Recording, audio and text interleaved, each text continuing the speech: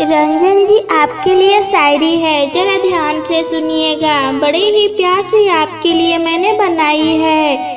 बहुत वक्त लगा है हमें आप तक आने में, बहुत वक्त लगा है हमें आप तक आने में। हमने बहुत फरियाद की खुदा से आपको पाने में, हमने बहुत फरियाद की खुदा से आपको पाने में। कभी यह दिल तोड़कर मत जाना, कभी यह दिल तोड़कर मत जाना। हमने उम्र लगा दी है आप जैसे सनम पाने में, हमने उम्र लगा दी है आप जैसे सनम पाने में।